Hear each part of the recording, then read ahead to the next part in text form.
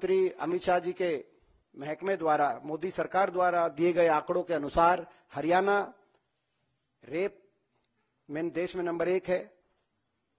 Haryana crime against women में, crime against children में, kidnapping में, अपहरण में, डकैती में। डकैती का दर हरियाणा में देश में नंबर 1, किडनैपिंग का दर नंबर 1 और मर्डर में देश में नंबर 2। मर्डर रेट हरियाणा में नंबर 2। और यही नहीं, खुद प्रधानमंत्री जी की आर्थिक सलाहकार परिषद द्वारा जारी सामाजिक प्रगति सूचांक एसपीआई रिपोर्ट में हरियाणा को देश का सबसे असुरक्षित राज्य बताया गया है। और इससे भी दुर्भाग्यपूर्ण बात यह है, जिस राज्य को मोदी सरकार देश में सबसे असुरक्षित राज्य करार दे, उस राज्य के मुख्यमंत्री श्री मनोहर लाल खट्टर बयान दे रहे हैं। जब नूह में परिस्थिति तनाव आया तो उसके बाद उनका बयान आपने देखा होगा कि राज्य के हर नागरिक को सुरक्षा देना किसी भी प्रदेश सरकार के लिए संभव नहीं है। अगर मुख्यमंत्री किसी प्रदेश का ये बयान दें, किसी प्रदेश के मुख्यमंत्री की राज्य के हर नागरिक को सुरक्षा देना संभव नहीं है किसी प्रदेश सरकार के लिए, तो नागरिक कहां जाए? जब एक प्रमुख पार्टी के प्रदेश अध्यक्ष और पूर्व विधायक, उनको सरेआम यूं गोलियों से भूना जाएगा, तो आम नागरिक जिनसे फिरौतियां मांगी जा रही हैं, जिसके बच्चे किडनैप किए जा रहे हैं, पिछले 1 हफ्ते के अंदर या पिछले 2 हफ्ते के अंदर खरखौदा में क्या हुआ, सापला में क्या हुआ, बहादुरगढ़ में फायरिंग क्यों हुई, तोशाम में एक व्यापारी के बच्चे को अपहरण क्यों किया गया। मैं एक जगह गया, इनमें से बहुत जगह, लेकिन सरकार से हम ये जंगल राज का जब सवाल पूछते, सरकार के पास कोई जवाब नहीं। आज दुख की बात है, आपको याद होगा जब हरियाणा में हुड्डा साहब की सरकार आई थी कांग्रेस पार्टी की, तो पहला टारगेट हरियाणा के से बदमाश और गैंगस्टरों का सफाया करना था। और 10 वर्ष के हमारे कार्यकाल में कोई अपराध की कोई बड़ी घटना ऐसी जैसी आज एक के बाद एक हरियाणा में हो रही हैं। दोबारा से 2004 से पहले वाला जो हरियाणा में चौटाला सरकार के समय का जंगल राज था, आज हरियाणा में उस प्रकार की परिस्थिति दोबारा से बनी है। और इस मामले में मैं कहना चाहता हूं, इस मामले में तो ये बात आई है सामने कि उन्होंने बार बार सरकार से अपील करी थी, लिखित रूप से सरकार को दिया था कि उनकी जान को खतरा है। वो बार बार जो है सरकार के अलग अलग नुमाइंदों से, मुख्यमंत्री जी से भी मिले थे और कहा गया था कि हमें इस तरह की धमकियां मिल रही है, इस तरह खतरा है और सुरक्षा प्रोवाइड की जाए। और इसी बहादुरगढ़ में 1 हफ्ते पहले दुकानों में घुस के फायरिंग करी अंडर एज शूटर्स ने। मैं गया, एक दुकान में मैं जाके आया था, मगर सरकार को कोई परवाह नहीं है। और अंडर एज शूटर, मैं ये भी कहना चाहता हूं, आज एक तरफ आप पक्की भर्ती बंद आपने कर दी, देश में सबसे ज्यादा बेरोजगारी हरियाणा में, और अंडर एज शूटर सबसे ज्यादा देश में आज हरियाणा से आ रहे हैं।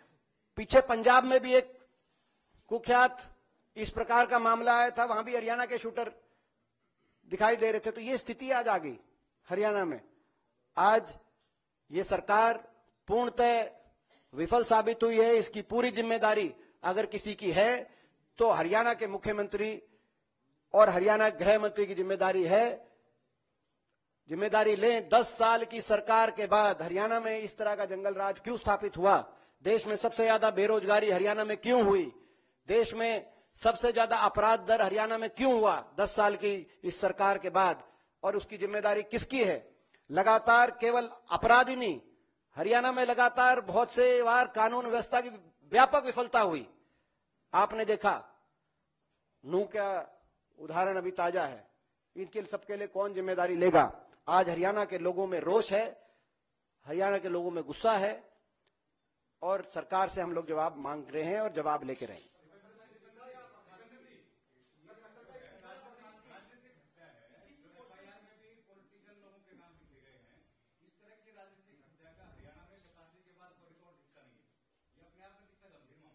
देखिए, ये अभी जांच का विषय है कि कौन इसमें शामिल हैं। ये राजनीतिक साजिश है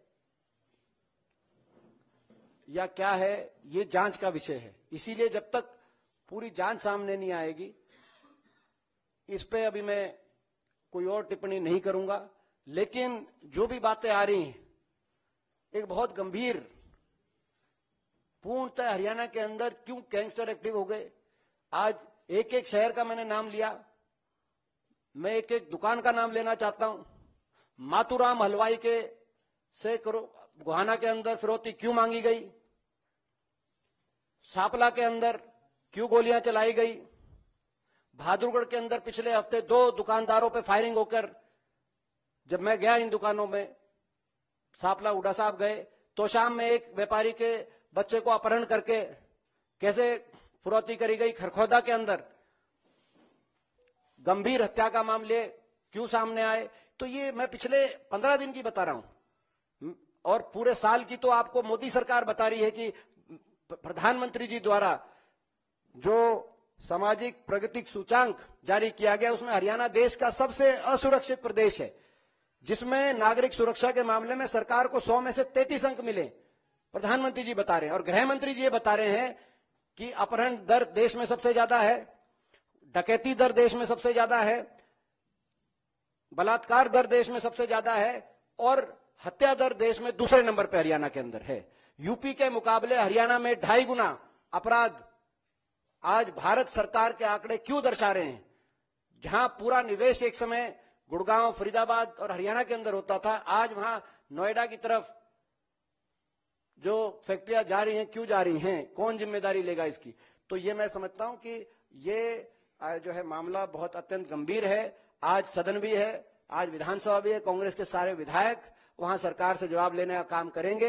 अभी हमारा पूरा इलाका शोकुल है, मैं यहां से स्वयं जा रहा हूं बहादुरगढ़, और जो है अंतिम संस्कार में हम लोग पहुंचेंगे और सरकार से इसका जवाब लेंगे।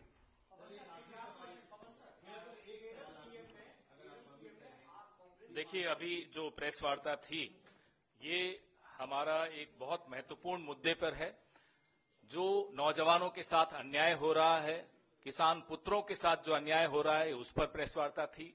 हमारी जो मांग, जो आज खड़गे साहब ने राष्ट्रपति महोदया को पत्र लिखकर दोहराई है कि इन 1.5 लाख बच्चों के भविष्य के साथ जो खिलवाड़ हुआ, उसको निरस्त करें, उस खिलवाड़ को, और इन्हें तुरंत बहाल करें। नंबर 2, अग्निपथ जो स्कीम है, उसको वापस लिया जाए। यह स्कीम, यह योजना नौजवानों का भविष्य तो बर्बाद कर ही रही है, हमारी सुरक्षा के साथ भी बहुत भारी खिलवाड़ कर रही है। बस इसके बाद अब ये प्रेस वार्ता यहीं समाप्त हुई।